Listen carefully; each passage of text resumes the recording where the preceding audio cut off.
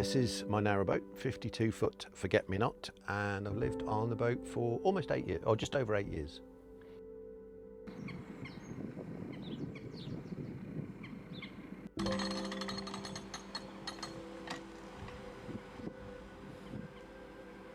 We had had narrowboat holidays for 4 or 5 years. I immediately fell in love with it. I immediately wanted to live on a boat.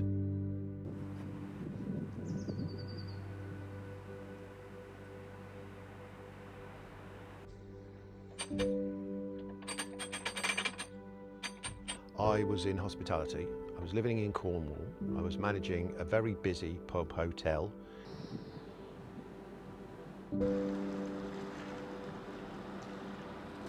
Having been in the hospitality industry for a long time and looking to do something else, I was ready for a change.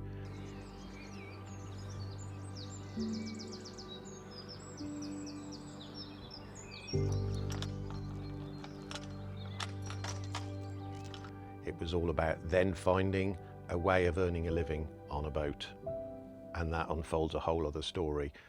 The idea of baked on board and doing a pizza boat essentially took a long time to arrive at. And our friend Margaret. Because we were going to do all sorts of different things. Well, basically I'm just setting up outside tables, chairs, signs, anything that tells people that we're going to be open.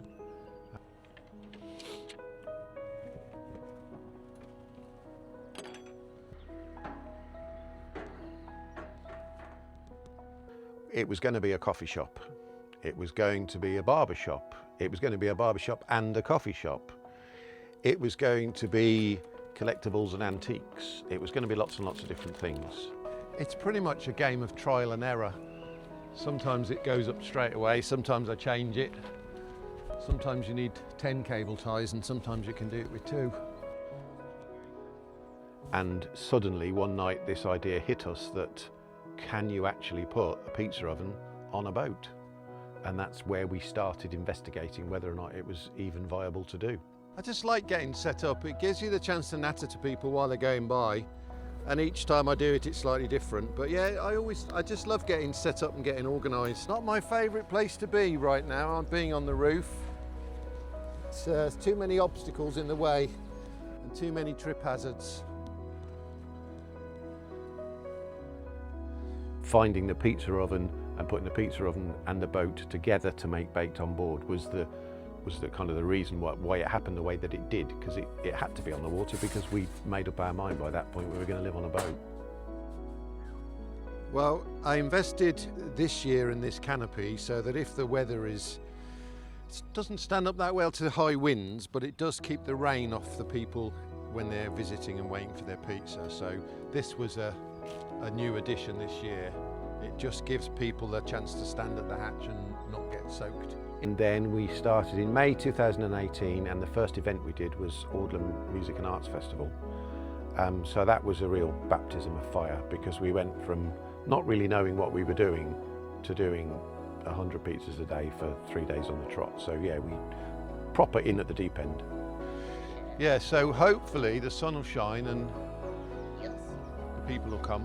It's all, I'm getting all the right feelings from the Facebook, you know, and people are sharing, and several people have already ordered for the weekend and stuff. So it's yeah, it should be nice. Somewhere that now I know this place exists. When I'm down this neck of the woods, it could be not a regular spot because I don't get down this way very often, but somewhere to stop again for sure. Yeah, absolutely. People ask me why pizza, why is it? Pizza is universally acceptable, whether you're 18 months old or 80 years old. Literally, it suits everybody. Everybody loves pizza. Of course, there are exceptions and people who say it's glorified cheese on toast, and that's entirely their opinion. But pizza is a universal food. If you start doing pasta, then it becomes something that people can't eat with one hand. It needed to be handheld food. Pizza seemed like the obvious answer, to be honest.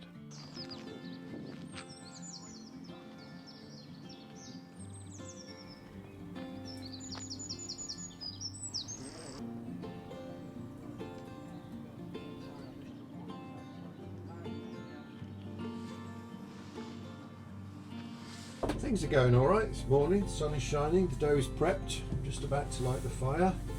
So fingers crossed.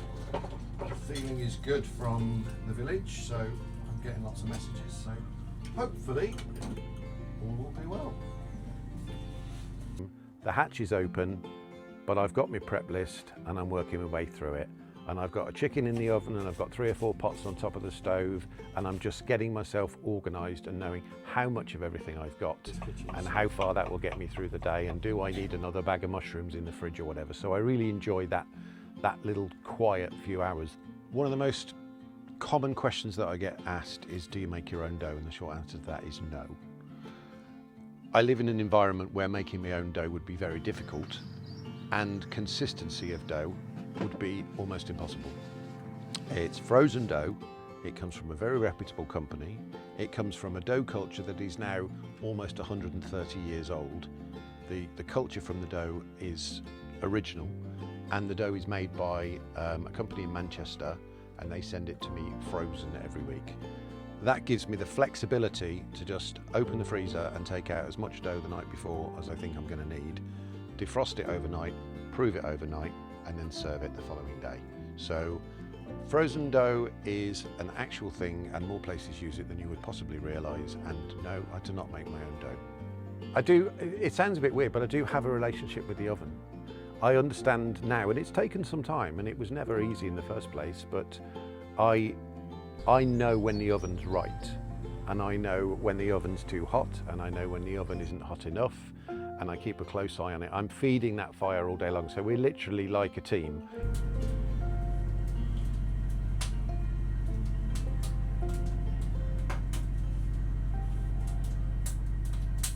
We will be open in about half an hour.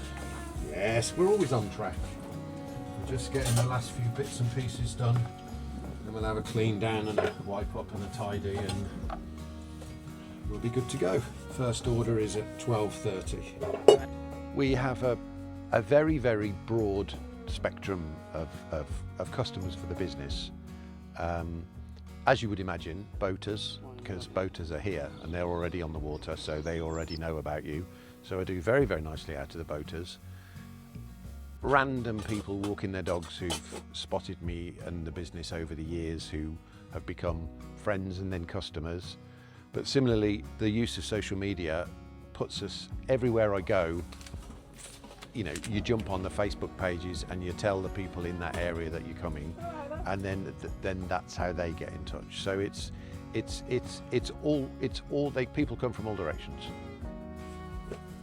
The way we were taught to stretch pizza dough by an Italian man from the company who supplies our dough, who showed us how to do it, and it's the way. There are lots of different techniques, but the technique that I use is a 2-step approach, which I shall show you. First step, well actually it's 3 steps. You squash,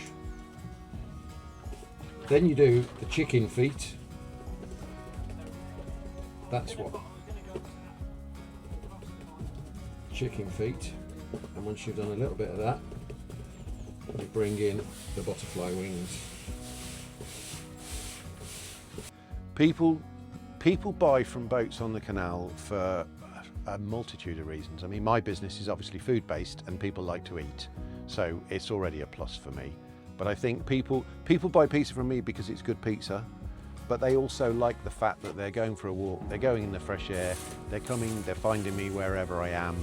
If it's a nice day and there's tables and chairs and they get to sit, you know, in some lovely locations and enjoy some lunch and a drink, then happy days. Or even if they're jumping back in their car and taking it home to their house, there's a novelty factor, I think, and I don't think that will ever wear off. Yeah, really lovely. Yeah. Yeah. Are you hungry? Of course, it's a good beer. And it's no much. Will you do a pizza without cheese? Absolutely. Great, I'll do that later then. Excellent. Booking is an option at any point.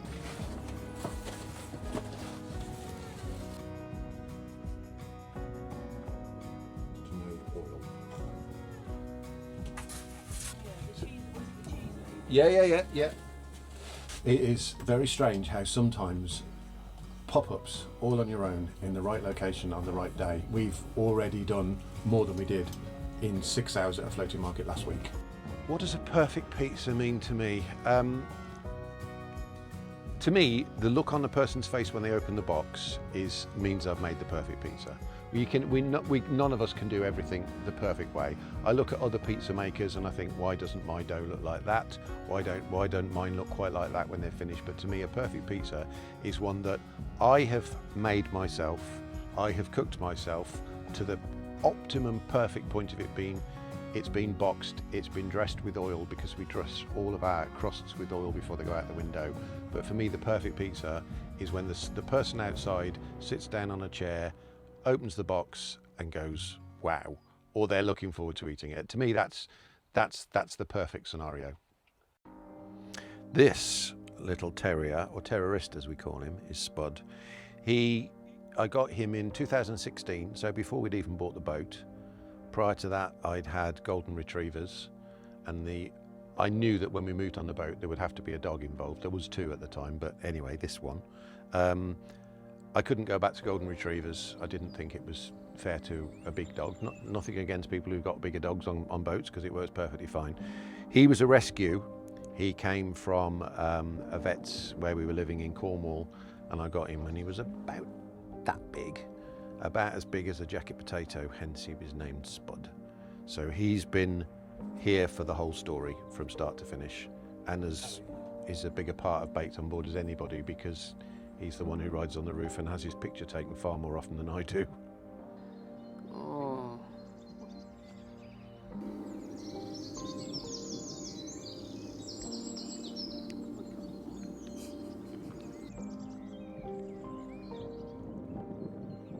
From the point of view of the business end of the boat and the home end of the boat, he gets his walk in the morning, whether it's a weekday walk where we walk for a couple of miles and he'll have a run, or he gets what I call short business trips before we start trading. And then he's here on the sofa, this end of the boat. I've got a door in the corridor, and you know, we sort of say our goodbyes, and I go off to work, same as anybody leaving their house in the morning and saying goodbye to their dog. That is not his end of the boat, and he knows it, and he stays completely out of the way. And bless him, he's nearly 10, he's good as gold. He'll just curl up on the sofa and just leave us to it, and you don't hear a peep out of him. No, I brag about him all the time, and he's known colloquially amongst all my friends as Pizza Paul. Resting, don't touch him. Yeah, you know, where are you? You know, it's like I've sent photographs to my friends and say, guess where I am? With Pizza Paul. What this life gives me that I didn't have before, A, is being my own boss. And we all want to be our own boss at the end of the day. I'm only responsible for myself. I don't have anybody to answer to, and I can, if I decide that next weekend I wasn't supposed to be trading, but there's a nice spot and I want to do a pop-up, I want to just open the hatch and sell some pizza one day, that's what I will do. So it's the freedom. It's the freedom to please yourself, you know. What you did today with Lynn on the phone, didn't Yeah, you? She said, what are you doing now? Yeah, yeah. I'm known. They all know me without knowing me. They do, yeah. Yeah, so yes, I'm very proud of him, and I'm very proud when I come and play shop, because that's all I do. Thanks. Yeah, and we have nice times, don't we? Oh, well, yeah, it's like a working holiday. And we have gin. Yes, and it's mainly nice to me. What have I got to do with these? Rest, ignore. There was a time in my life 5 years ago where I considered giving up narrowboat life, going back to Cornwall and slotting back into some pub job somewhere. And I thought about it for several weeks, and I decided that it's not for me. Those days for me are gone. Being my own boss, owning my own boat, my own floating home is where the future is, definitely. £21 altogether, please. Oh, hello. It's a bit young for pizza eating. But... Have you been busy? Yeah, we have. Yeah, we've actually sold out all. Everything's booked. Really?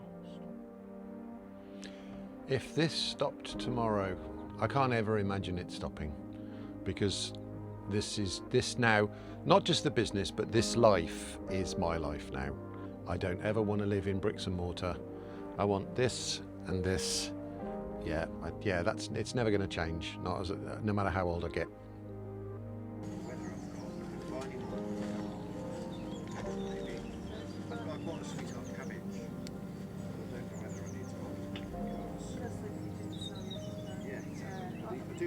This boat is the first home I've ever owned, and next year I'll be 60 years old. So this boat is absolutely everything. It's my home. It is the most important thing to me, probably outside of the dog, I should imagine. You okay there?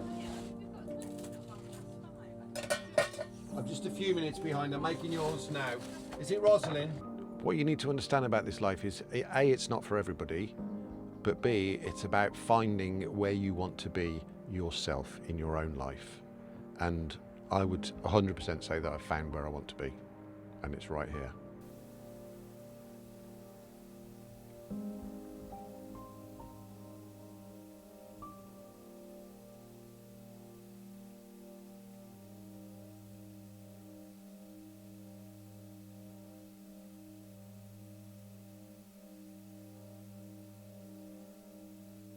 Proper EastEnders sipping out of empty cups. Well done, Spud. You've behaved very well for all of that.